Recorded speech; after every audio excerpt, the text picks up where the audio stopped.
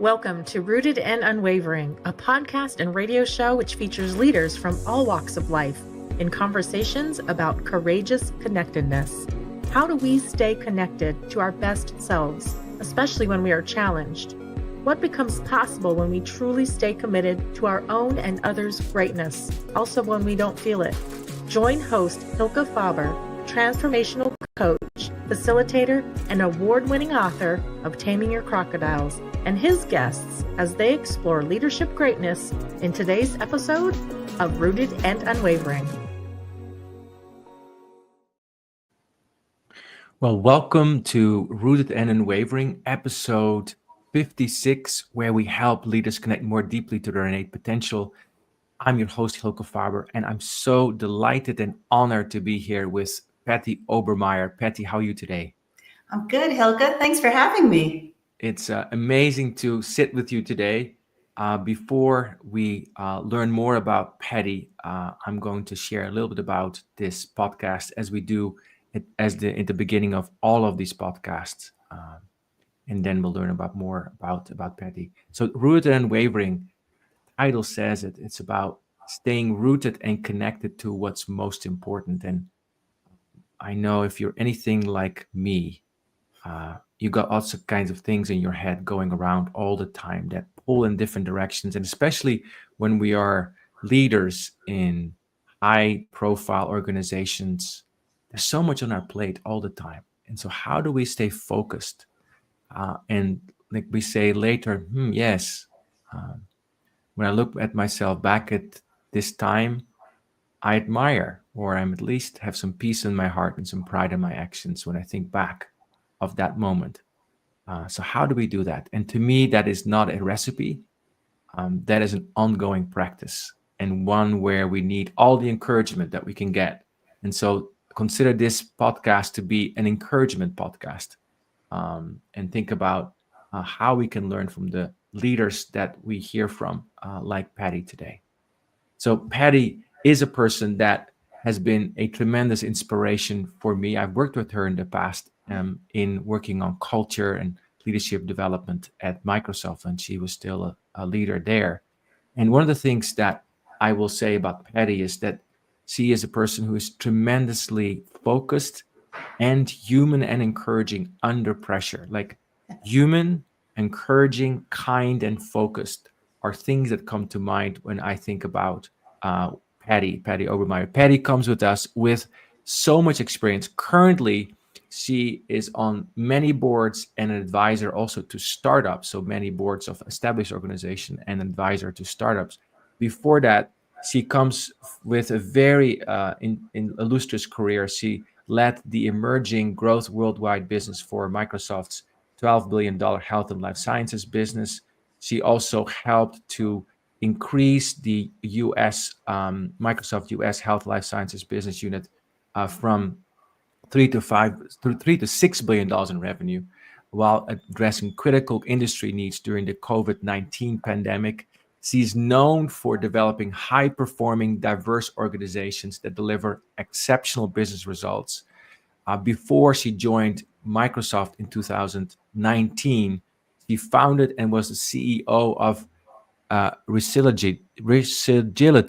I didn't say that right. I think I got it right. A strategic advisory and information management services firm, and where she also was a board chair, and she will tell us more about that. And then she's also held previous roles at Equiva and Unisys with P&L and delivery responsibilities for analytics and technology solutions to healthcare payers, providers, and government agencies. And she's passionate about technology, using technology to solve human challenges and cultivating leadership skills in future generations. She is the executive mentor and board member of the Global Good Fund and volunteers for the Girl Scouts, Boy Scouts, and Girls Excelling in Math and Science. We'll hear about that more because also her kids are into this. She lives with her family in Oakton, Virginia, and they're committed to community service, where her 3 children are being featured speakers at the Youth Bike Summits and spotlighted on Nickelodeon's Worldwide Day of Play, NPR, and Salute America, and I'm sure other things that are not yet known to me. Besides that,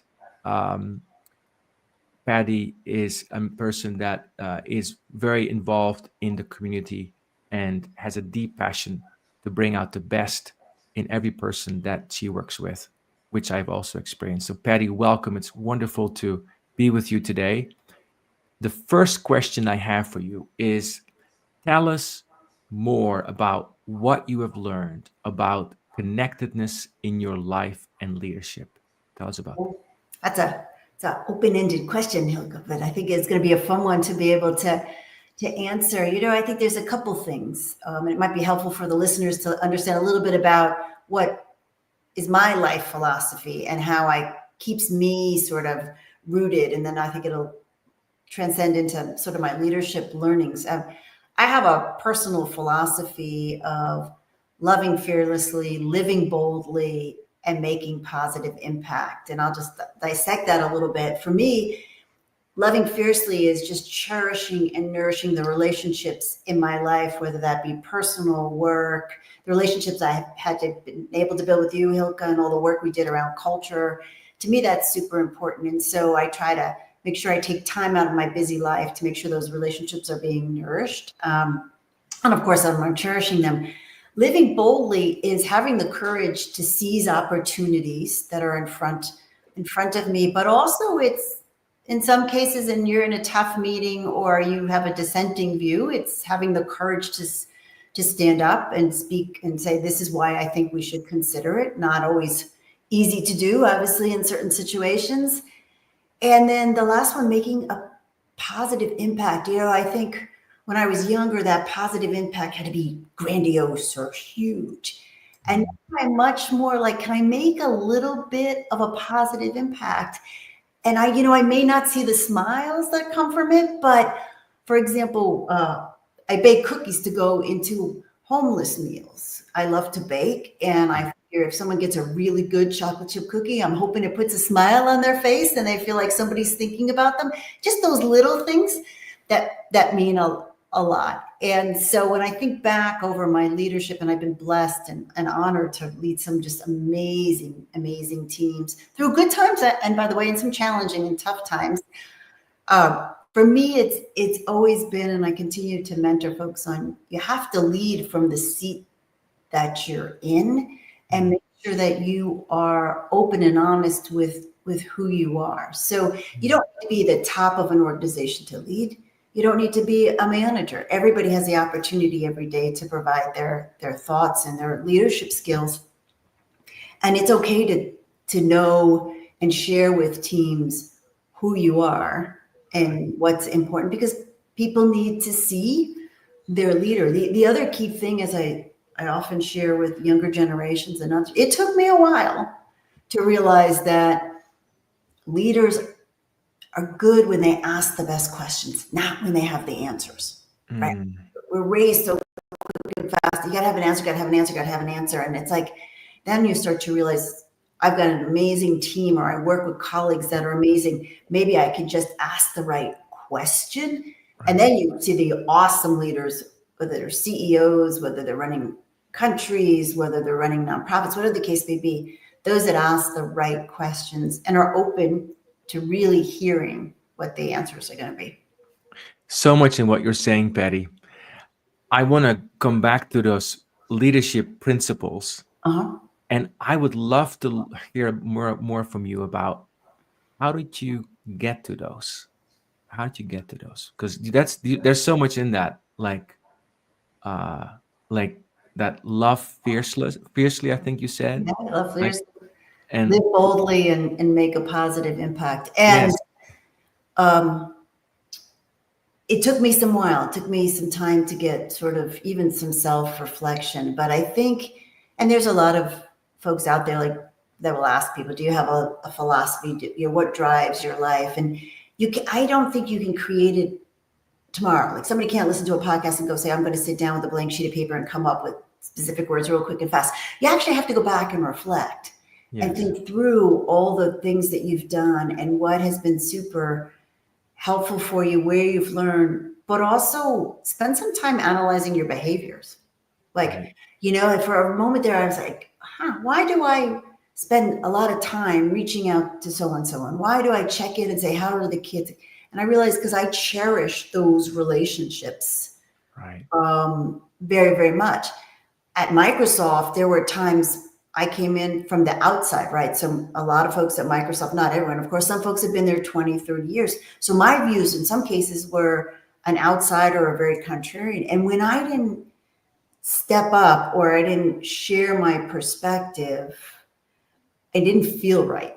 Like you just, you know, that's that change, that biological reaction to you're not living something, or people say like your mind and brain are different. The brain's the biology, the mind's what you're thinking, and it picks up on it. It doesn't quite jive. Yeah. It doesn't jive, and you feel weird, and then I realized that there have been several situations, we all face them, that you're like, I just didn't show up the best, or that didn't feel right.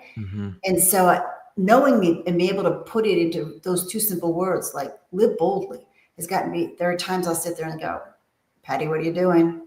Are you living boldly, or are you just sitting back? And if you were to live boldly, would it have a positive impact on others? Would it help the organization to grow?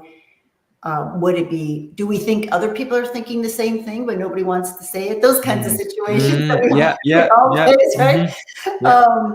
And then again, the positive impact, I just spend some time. I think as a kid, I've always loved to give back and help others. And it's just one of those common threads throughout my life. And I just spent a lot of time going, what is it?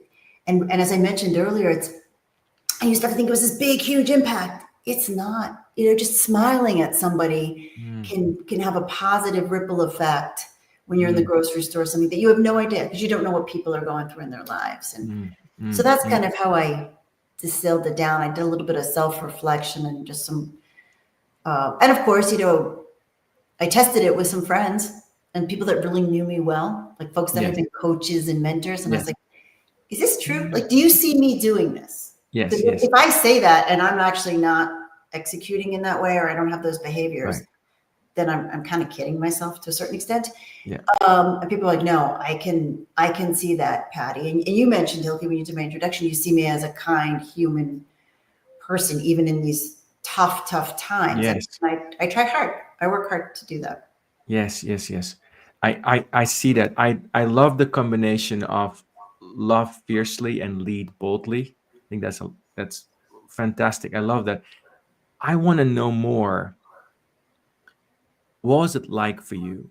Because you sat in these chairs. Like I in the introduction, I mentioned those big numbers, like 12, 15, many billions of dollars, many people, lots of pressure to deliver and deliver and deliver. Like, how did you, in that situation, keep coming back to that? How did you do it? And what did you find easier? What made it easier? And when did you sometimes maybe feel like I'm not able to do this, and then come back to it? What was your process in that? Because my imagining, I was in meetings with you, and I saw you, and I was like, okay, how does she do it? So tell us about that.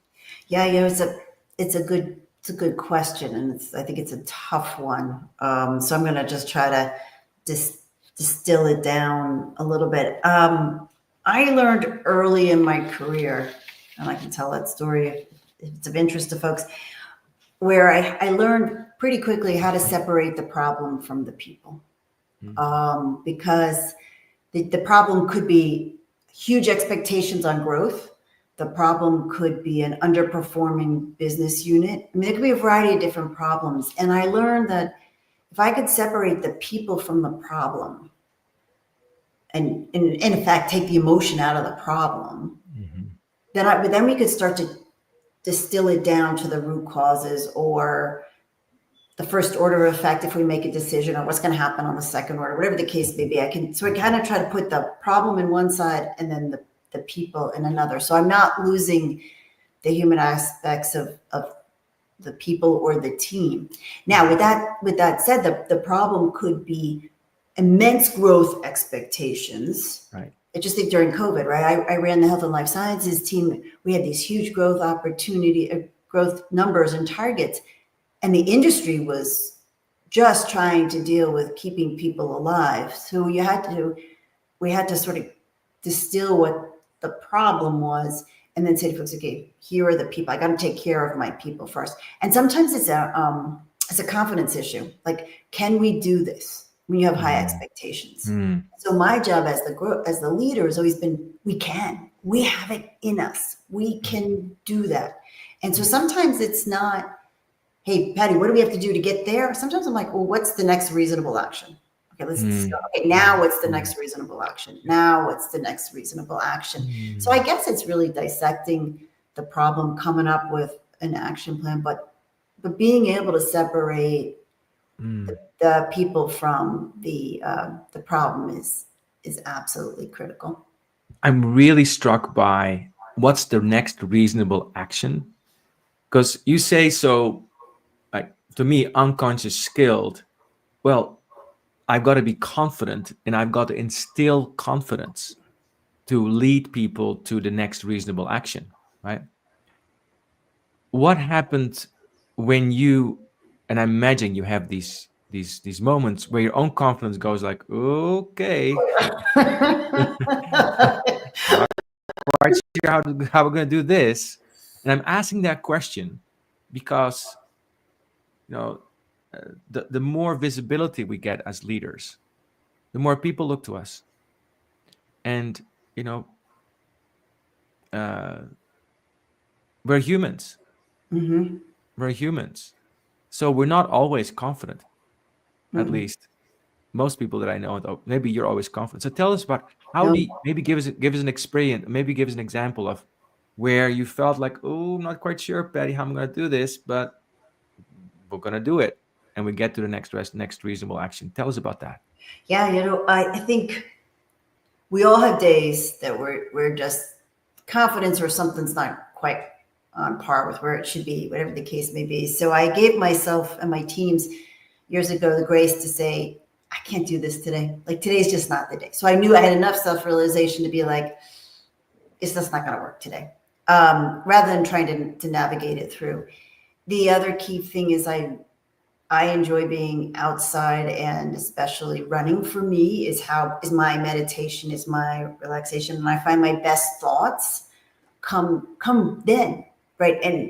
And I sort of say to myself, okay, if I can run and I can increase the speed and I can do this, okay, if I can do this physically, I can do this at work. And so, but I had to be self-aware enough to know, okay, we got to hit the pavement tomorrow. And that's just mentally and physically how I keep it together. And then I also just have the grace to say, today's not the day. And then it's harder to do, but sometimes you got to step back and say, all right, let me go back in my life. When else have I faced similar situations? Maybe not the same, but similar. And do we learn anything? And are we repeating the same silly things we did in the past? No. Okay, then we can go forward. And then, of course, it's always your family and your mom and your dad and everybody that'll tell you you're great. So those calls are helpful, phone a friend. But in all seriousness, I think it's really just, I have to mentally keep my mind going and physical and just know, like, I don't have the answers today. I don't have at all in many cases. And I am a huge, and we work together, I'm a huge believer that diversity of thought will come up with the best answer. So sometimes I have to be real with myself and say, okay, Patty, you may not feel confident here, but you could put a team together and pull folks together that have amazing competence in a variety of different disciplines, and they will help work through it or come to that answer. And that has just been proven so true over and over and over again, for me, at least as a leader. Yeah, I see in what you're saying is like the Patty running, keeping the energy going, keeping engaged, and that transmitting that into working with the team, showing up. I'm going to stay in it. I'm going to ask for help. I'm going to say, well, today is not the day, and we will come back to it. Don't get me wrong. We'll come back to it tomorrow. And the confidence that when we bring together people, when we ask for help, things will happen. Things will start happening. Patty, I'm very curious about younger Patty. You have a bachelor's in biology from MIT, and then also you got an MBA. So a very diverse experience in terms of that. Can you tell us a little bit about how you grew up and how that has informed who you are today? Because what I see today is somebody who is so competent, so clear, so on. It's like whenever I see Patty on screen, she's there, right? So tell us about your experience as a little person, as little Patty, that may have informed some of this. Tell us about you as a little person. I have 2 brothers and a sister. My 2 brothers, I would say, would hassle me a lot when I was a kid. So I accept that. I accept challenges, I guess, if you will, in that perspective. But I also had parents who always believed you could do whatever you want. You just have to put you put your mind to it and figure it out. And so I would tell you, in high school, I loved math and science. I didn't get English history. Yes, I learned it. I did fine with it. But I remember distinctively sitting in some high school English classes and the teachers trying to go deep into the meaning in these passages. And D.H. Lawrence was the book, for example. I still remember I had to do a burning bread. And I was like, I don't know, the bread's burnt. They left it in the oven too long. And the teacher's like, no, it's symbolizing the end of the relationship. And I'm going, oh boy. I was on a totally different planet. So hence, that's why I ended up going into math and science. And the interesting thing, because when I was in college, it was probably the end of my sophomore year, the beginning of my junior year, I was doing a lot of lab work, a lot of experiments in vitro and then in vivo with animals and so forth. And I realized I like people better. Like I just didn't enjoy the environment. But you're stuck in here, you're 20, 21 years old. You're like, well, do I switch my major or do I continue doing what I do and just sort of expand out the courses? And I did that. I said, only got a certain number of courses. Let's finish the biology degree. And then I started to take some business classes because I was curious on the business side of it. And that's how I decided. And so I did that. And then I worked and then I went back. But I look at both areas of my education. Being trained as a scientist, you consider so many different factors. You have hypotheses.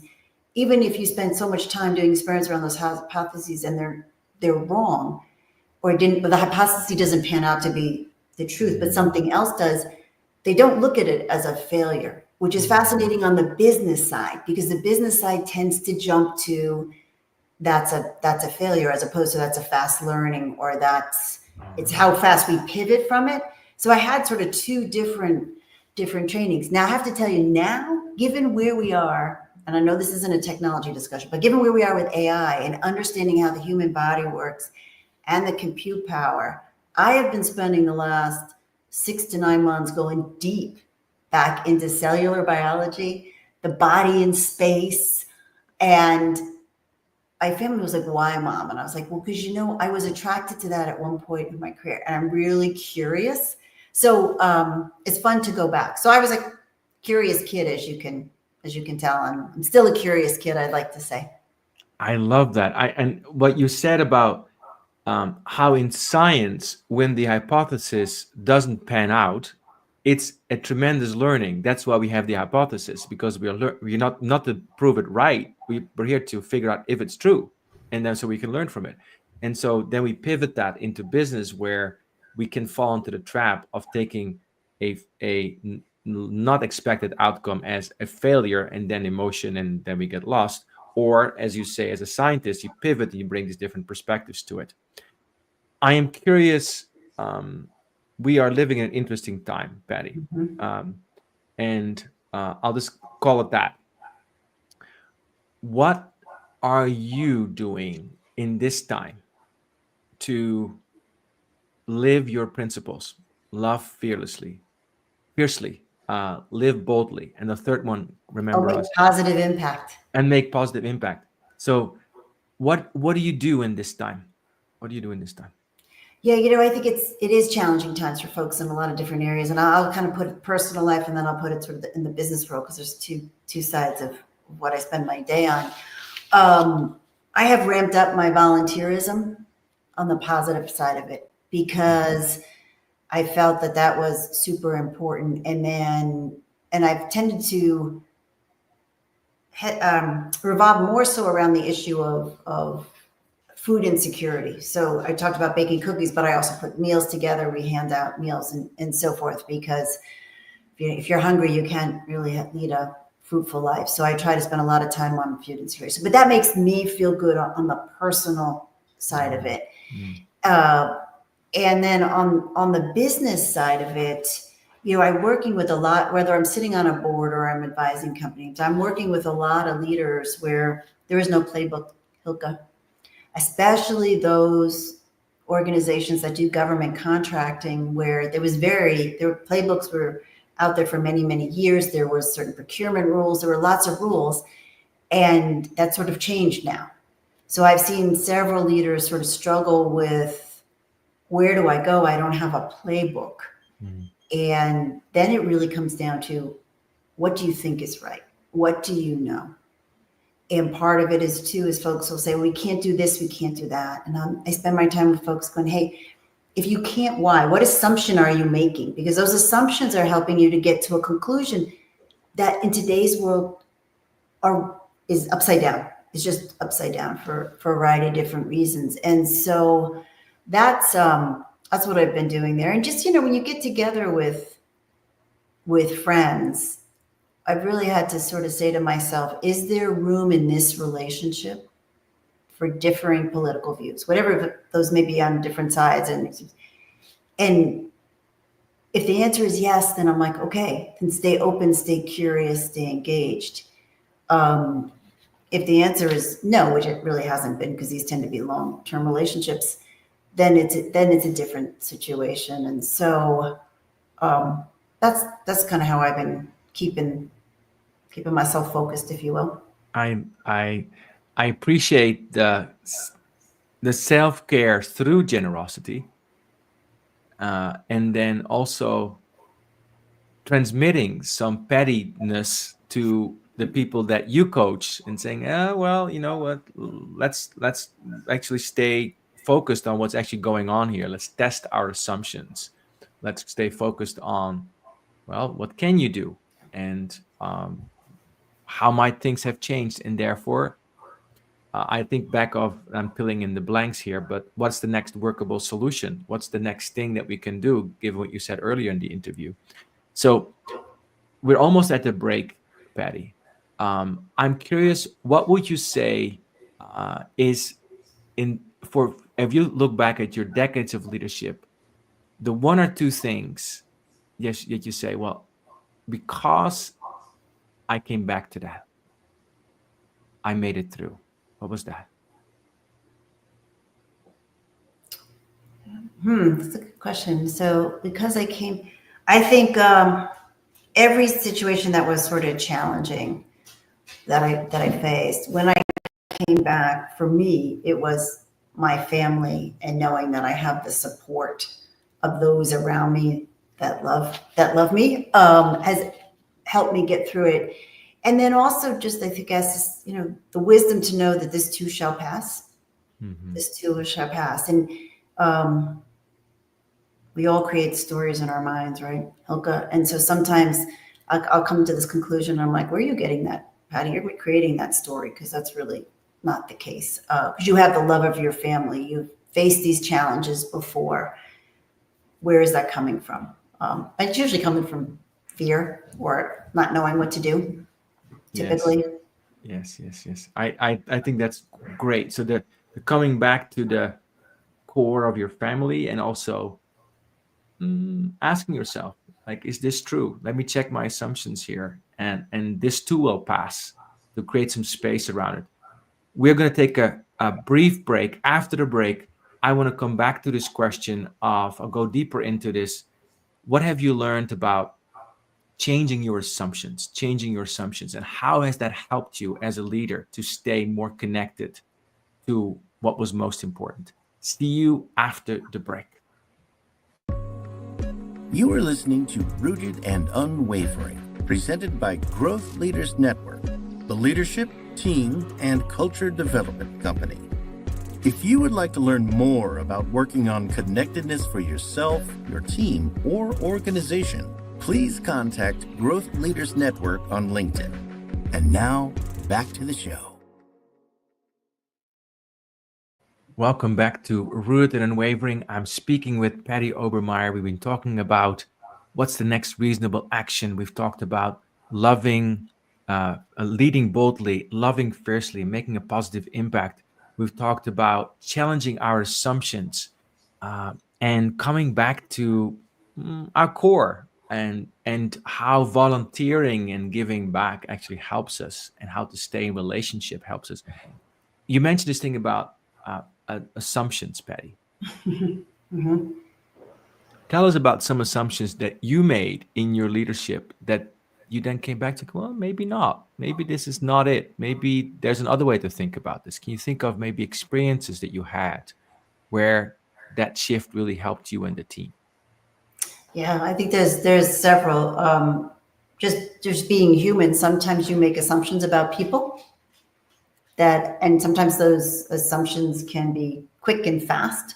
That as you start to get to know people, you're like, that's actually not the case. And I can think of one example where I thought the strengths of one leader were one thing, and then we went through this whole team leadership strengths, and they came out exact opposite. And I was like, oh, wait, why did I put up that filter? Like, what was it that I thought that I had totally misjudged what the person and the other leadership teams thought were someone's strengths? So I think that's a question I always ask myself and stop and say, okay, what assumption are you making here?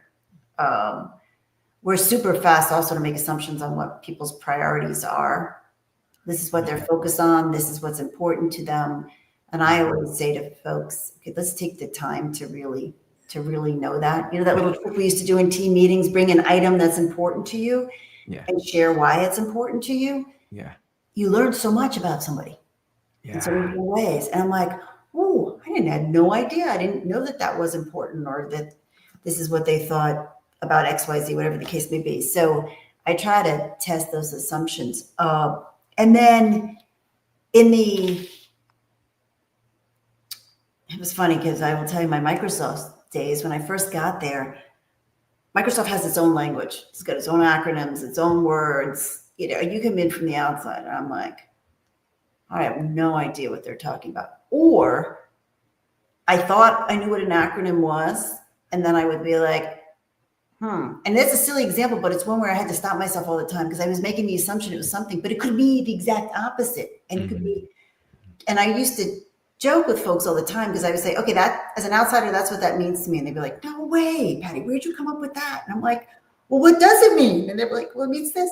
So I try to catch myself, especially in this world where we use acronyms all the time, on what are we all talking about the same thing? Because sometimes we don't talk about the same thing. Right. And I had many years ago, this is actually where I learned separate the people from the problem.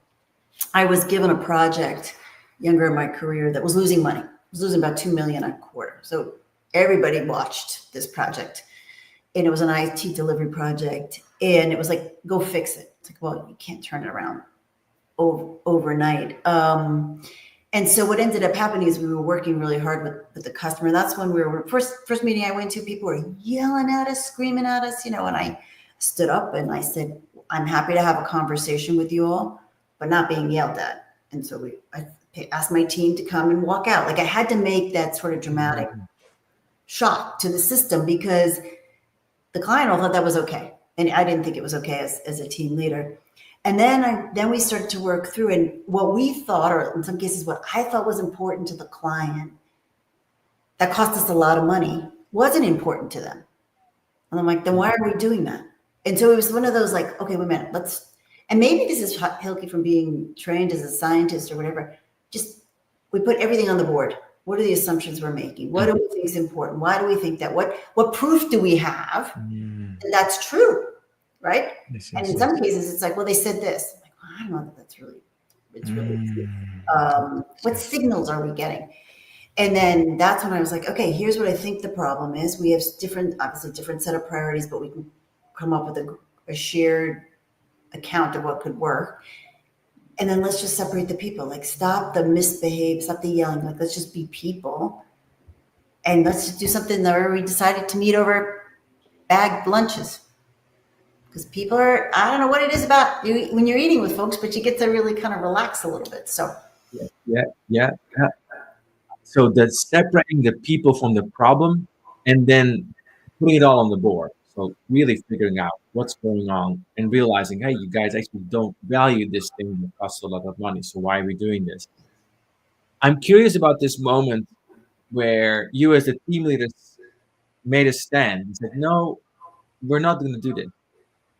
We're not going to have you yell at this team. We're not going to have that kind of situation.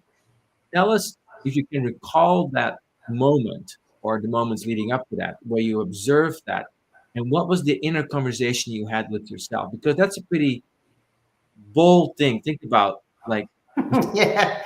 that's pretty bold thing to do with a client, especially with a client that is paying you money to challenge, and you're not coaching them. Like, if I do that as a coach, well, your people pay me to do that, but they were paying you to give them a technology solution. So in that context, how did you do that? I mean, there was, it's funny you bring that up because, first of all, you're fearful you're going to get fired. You're fearful the client's going to fire the company.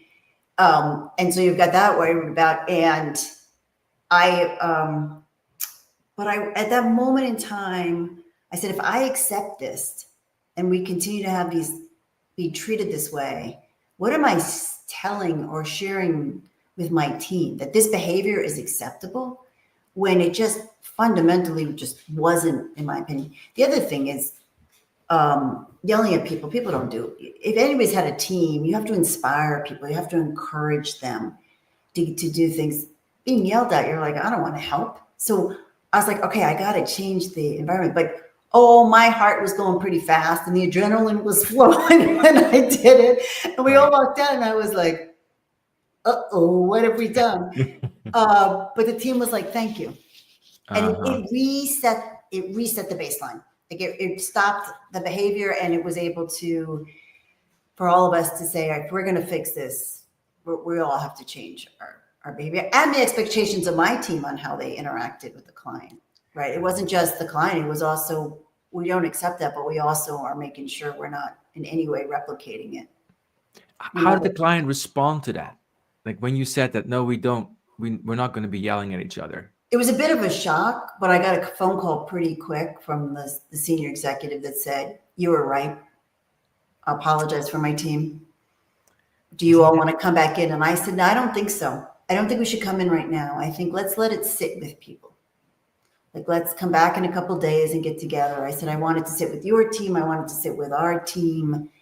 And then why don't you and I get on the phone before we get together and just talk about sort of the new rules, if you will, of how we're going to engage. And so that was an interesting experience. It worked out pretty well in that case. But it took a fair amount of courage to stand up, for sure.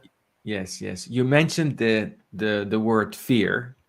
And that's a word that I think about often. So you said, I think I heard you say I was afraid that I might lose the client or they might fire us. And as you think about your leadership career, what have been some fears that have been sort of in your mind in the background, or maybe sometimes in the foreground? And how have you dealt with those? Yeah, I think everybody has the fear of not being successful, right? And then you have to sit there and say, okay, are you defining success the right way? Because it's always, did I get the next promotion? Did I get the advancement? Did I get to it? And sometimes it's like, did I learn? I've always said to teams, I like to work with folks that their career trajectory has kind of gone sideways a little bit because they've gone off and done something different, or they've taken a different role to expand their horizons, whatever, and then go up. So I think there's that fear. And then there's the fear of, I talk about loving fiercely. For me, it's a fear of losing some relationships or some friends or colleagues that are losing their respect that I'm more fearful. They probably say, Patty, you'll lose more of our respect if you don't act boldly, because we know you, that's what you do, like live your true self. And, you know, Hylke, I've started a couple companies and I never worried about the fear of not being successful for me or succeeding, and one did not, but we learned a heck of a lot. And so I've always been okay with that. But I'm always fearful of not showing up right, not showing up well. And then also the fear of like, whoops, you're going to get fired. Yeah. And so and I'm hearing that the way you're working with this is to come back to a bigger perspective and saying, what can I learn from this? What is success really? What can I learn from this? Now, how have you dealt with the fear of not showing up well? How do you work with that one? You know, actually, as I was preparing for our chat today, I have a tendency, I'm like, okay, I got to think this all through and so forth. And I'm always prepared. I try to be prepared and so forth. And sometimes I say, okay, wait a minute. You don't have to be perfect. Like good is enough. Like just, you can't predict it. And every time the more prepared I am, the conversation ends up going a totally different path anyway. So I'm like, well, why did you do that, Patty? Like, why'd you spend all your time doing that? And so I think you can over prepare, and the preparedness is a fear. It's a fear of just not showing up or not looking well or whatever the case may be. And I've learned that about myself. Now, would I ever walk into a meeting totally unprepared? No. Because I like to think things through. And I think that's part of what makes me a good leader is I can think through what questions we might get asked. How will this be perceived by the team? What am I missing on the market? What signals am I missing? What am I not looking at? There's just those kinds of questions help me to be better prepared. I love that. So as you think ahead, so you've got a career behind you and you also have time ahead of you. So and that's true for all human beings. So that was an obvious thing to say. So think about the next 10 years. What do you aspire to? What really gets your blood flowing? I aspire to, one, just continuing to learn and be curious, which is, I think, why I was looking about biology and space. Like, what do I have the time now to really dig deep into? But two, I really hope to spend time more as a mentor, not necessarily as a coach, but as a mentor, and helping people to achieve great things and doing some really fun things out there. And because I think that's building that next generation is what's really on my mind right now. And as you talk about the turbulent times we live in, our younger generation has gone through COVID and now these turbulent times. And in some cases, things that were just so known for all of us just isn't the case anymore. And so just helping people be resilient and agile. Now you'll laugh. The company called Resagility that I started, it stands for resiliency and agility, because I felt that you need to be able to have both those skills, and in some cases at the same time, which people would say, well, how can that be? That's a binary decision. You're either resilient or you're agile. And I'm like, no, I think they live together. So that's a little bit about what I aspire to. I do have to tell you, okay, I'm going to take this a little bit different path just for a second. When I saw, Connected, I was like, what does that mean in my life, or what the case is going to be? And I'm going to share two stories with you. Yeah. So whenever I've decided I'm going to go do something different, whether I was going to leave Microsoft or whether I was going to leave another company and start a business, I've had two interactions with nature that I was curious about. The first was when I started my very first business. Outside my window for a week, I had a bat just on the screen. And I'm like, what does a bat mean? And then it disappeared. And a bat is all about rebirth in Native American Indian. It means you're going to go through a rebirth. You're going to be doing something new and different. And I had a business partner at the time, and she's like, Patty, you're birthing a business. This is what's going to be super exciting. And then when I was trying to decide if I was going to leave Microsoft, in the middle of the day on my porch, I look up and there is a brown owl. Owls shouldn't be out in the middle of the day, right? So I was like, okay, now what does this mean? So of course I had to go look that up. And that symbolizes a coming of change and the wisdom and knowledge from within. And so I was like, wow, maybe the knowledge of what I want to do next is within me. So I share that with you because we talk a lot about connectedness with people, but I always believe there's the universe, the world, whatever people's beliefs may be, especially nature, very much intrigues me. So haven't had any visits yet, but new ones, but I'll keep you posted if something else pops into my life. I love that. I think your English teacher will be proud of you talking about this. It's like, wow, the biologist talk about animals in a symbolic way. This is very interesting, right? So the bats and the owls, and trusting your inner wisdom. So you talked about resilience and agility. What would you say in terms of? I see you Patty. I see you as a person who is extremely resilient and also very agile. Probably in that order. Like I see you like extraordinary resilient, and also quite agile.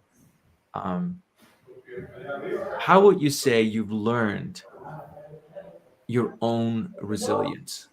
How have you learned that? Because resilience is a nice word. It's a great word. It's a fantastic word.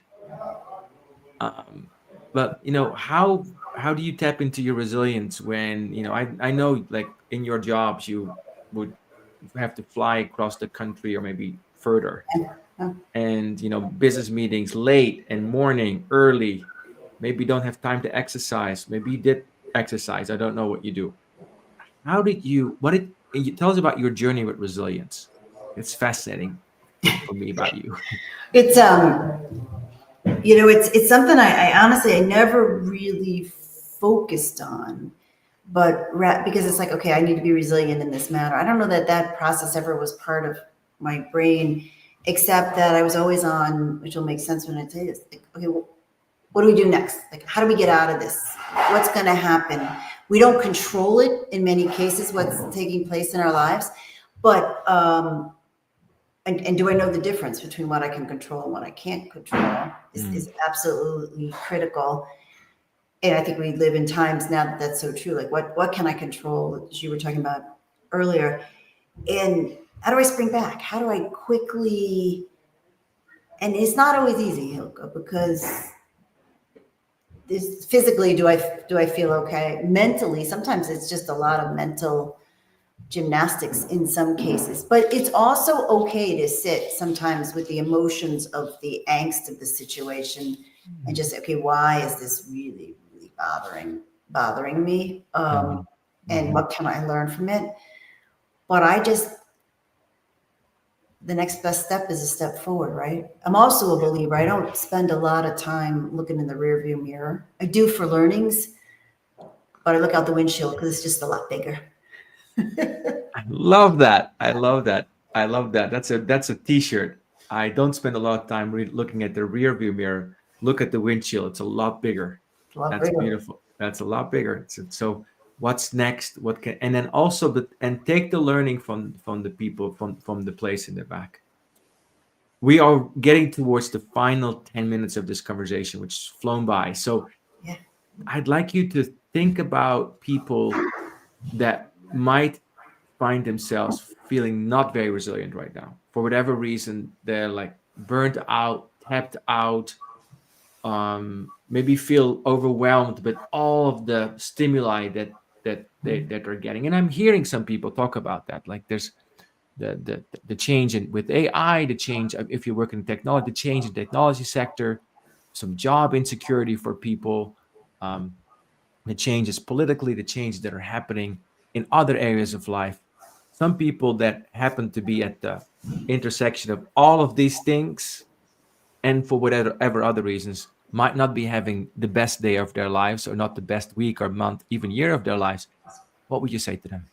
I think it'd come down to two things, Hylke. I would say one, take some self-care, take some time to make sure whatever brings you joy in your life, you're embracing that. So whether running from the outside, hiking, whatever the case may be, just bring some joy and try to play a little bit. So I don't know if people play pickleball, people do all kinds of things. Just bring some more play back into your life, because then that's where the joy will come. And the second I always say to folks is, are you still learning? Are you learning something? Because if you're learning, then the brain is going and going, which is super important to do that. And oh, geez. That's all right. Are you learning and learning? That's great. No worries. Oh my goodness. Well, now all your lovely listeners can meet my dog. Sorry about that. What's the dog's name? Her name is Leia. And Leia. I tried to quiet it all down and ask everybody to keep the quietness. So best laid plans of mice and men. I tried. That's lovely. That's lovely. This is also a podcast about animals, bats, owls, and dogs, it turns out. So it's lovely. Now I got to figure out what she was telling me. I got to look that one up. What does the dog barking when you're saying something mean? I don't know. But sorry about that, everybody. That's lovely. No problem. So you're saying, like, do things that are fun. Well, Leia helped with that. Things that enjoy, like pickleball, running, whatever you're doing, do something that's fun, and ask yourself, how do I keep in the space of learning? How do I keep in the space of learning? And in this conversation, Patty, this has been like, I think a theme throughout. Challenge your assumptions. What's the next reasonable action? Bring people together that have different perspectives. Ask yourself, don't look too long in the rear view mirror. Look in the windshield. What's called the windshield? The windshield, in the front of the other. The windshield. I'm always that's a word in English that somehow escapes me. Windshield. The windshield. That's right. It shields from the wind. That makes sense. Yes, it's a very good word for it. And so when you think about learning, how do you feel, Patty, when you learn? How do you feel? Energized. Yeah. And there are times when I'll start to learn something. I'm like, oh boy, I don't know anything about this. And I think that's one of the wisdoms that comes with age, is you start to learn that you can't know everything. And so you just get a chance to learn. And we lose that, right? As kids, you're learning so much, you're trying so much, you keep getting up, you fall down, you get up. It's like, it's part of life. And then for a while there, we're like, oh no, I got to know all the answers to everything. Oh my gosh, that's crazy, because you got to keep learning. So for me, I get energized when I learn something new. And so you talked about learning about biology and space and AI. Talk about AI for a moment. How do you see what do you see as the role of a leader who wants to stay connected to what's important in that space? So I think, leaders have so many different competencies in the AI space. And obviously, when living in Microsoft, you're in the middle of it, you're driving the field. It's unbelievable. It's used everywhere. And then you meet nonprofits or other organizations, and folks are just so unaware, or just like, where do I start? I think that's the bigger thing, because again, people have been incredibly successful in their career, and all of a sudden this is a new technology that's really going to change the way we work. So where do I start? And I'm always like, just start learning and just trying it and play with it, because it will impact, and has impacted our lives. It has been around for a while. It's impacted our lives in tremendous ways. And just be ready to be able to do things that we could never do before. But I said it with the but I think your podcast around connectedness and courageous leadership is going to be even more critical in the future, because of the human aspects that AI just won't ever be able to do. The nuances, the context, the being able to understand somebody. AI won't get that, but where it's going to be even more important that we have those soft skills as leaders. Yeah, we don't lose ourselves in. I think we can delegate that to the empathy bot or the so the note taking, I'm good. The AI can take as many notes as it wants. I'm good with that, and then I can play with them. But it could never do the great conversation. Fantastic. So how do you know I'm not AI? I'm in. You never know, Hylke. You never know. I don't. The answer is I don't know. That's my true answer. Although part of me knows that you're not, but Yeah, we I don't don't know. Yeah. Maybe we get to a place where in 2025, I can safely say I know, but maybe 5 years from now, I won't be able to say that anymore. I don't know. I don't know. It's actually, AI has been interesting because I had a conversation the other day with a bunch of business leaders around the future and just doing scenario planning for the future. And everyone's like, well, we got to use AI for that. And I said, well, wait a minute. AI was built on data from the past. We don't know what's in the future. So how can AI help us? And I was like, that's where you come in. That's where the human intellect and the creativity and where we can go. But it was funny to see how this group was immediately jumping to, oh, we'll run the scenarios through ChatGPT and we'll see what it comes up with. And I'm like, oh, I don't know that that's going to necessarily work, but. I like that challenge. Trust our stay connected to our own human potential. Last question. What would you say you talked about future generations, and I know you invest in super nurturing to your kids. What will you say to the next generations as a leader who has been through so much? If you say, like, these are two things, please keep that in mind. Keep this in mind. What would you say to them? Oh, just be aware you have no idea what someone's bringing to their day. Just be aware of that, because it's so easy to expect people to perform in a certain way or lead in a certain way, and you don't know what their day was like, how they got there, or how they come home, whatever the case may be. Just you will never know. And just keep that in mind. I love that. I see that. It's interesting that learning is such an important part of your life, and I see what you just said as an act of love, and saying, I want to keep learning about you and not make assumptions about where you are. And that's a way to really love fiercely, which is one of the first things that you started off this today. We've learned so much with you today. I'm going to give you the very final word in a moment, just to say anything you'd like to say to close this conversation. I've learned so much from this conversation. One thing that will always stay with me is the windshield is so much bigger than the rearview mirror. I love that. And that's good for my monk-like brain that loves to look back and in, but look forward. There's a lot there. It's big view. So look at the big view ahead of you. Also, to be aware that in science, experiments are there to learn, not to succeed. And that is, to me, such a radical shift in terms of thinking about life and leadership and business and staying connected to what's most important. And then the power of self-care, the running, the generosity, the baking cookies. Now I want to have one of those. Last words to you. My only recommendation or thoughts for folks is just stay curious. Stay curious during your day. Stay curious in your lives, and cherish those around you, because it's that connectedness that really brings us joy. Thank you so much, Patty. It was an absolute honor and delight to sit with you. If you are listening and you enjoyed this conversation, of course, you can find Patty Obermaier on LinkedIn and other places. If you enjoy this podcast, you can find us on Spotify, Apple, wherever else you listen to podcasts, or you can rewatch this on LinkedIn and YouTube. And you've been listening to Rooted and Unwavering, where we help leaders connect more deeply to their innate potential. I'm your host, Hylke Faber, and see you next time.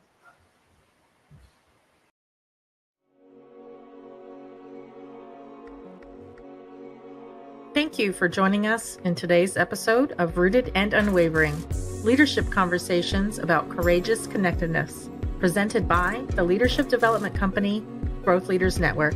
To learn more, subscribe to this podcast, connect with Growth Leaders Network and Hylke Faber on LinkedIn, or read Hylke's award-winning book, Taming Your Crocodiles.